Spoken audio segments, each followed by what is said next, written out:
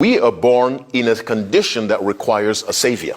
If Adam sinned, why is God concerned about the rest of Adam's children, us, the rest of his family? Why should we have to be involved in this? Doesn't seem fair. If Adam sinned, then it should be between God and Adam. Why is it also affecting us? No one is born guilty of Adam's sin. You're responsible for the sin, you're responsible for the sins you commit, you see. The son shall not perish for the father's sins, or the father for the son's sins. Let me say it differently.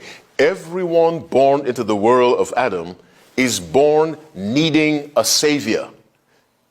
No one is born guilty of Adam's sin, because none of us chose to commit his sin. But the way God set up the system, the behavior of one can affect others. Now, when Jesus Christ died, who is the second Adam, he provided a covering for every person who's ever been born, and that is called probation. It was the blood of Christ that prevented Adam from dying immediately. It was the blood of Christ, because he was the lamb slain from the foundation of the world. Let me say again, when Christ died, his blood covered the entire world, like the morning and evening sacrifice in the days of the Old Testament, you see.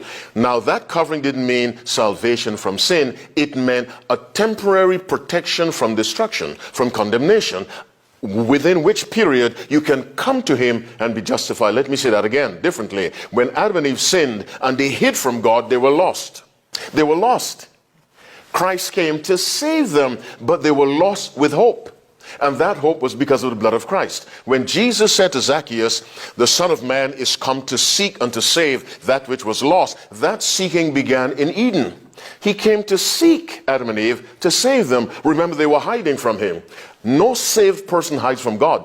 So Adam and Eve were lost, but they were lost under the hope of the blood of Christ. And so they came, and the Father, Christ, saved them by covering them with the coats of skin. The sin of Adam gave to us a nature that leans towards sin. We have to be saved from that. So everyone born of Adam and Eve comes into the world needing a savior, but not guilty of Adam's sin. Let me say that clearly. That's original sin. Well, the Bible does not teach that. But you were born in need of a savior. The only person who was not born in need of a savior was the Savior himself, Jesus Christ. That is the part of the mystery of the incarnation, Christ becoming human.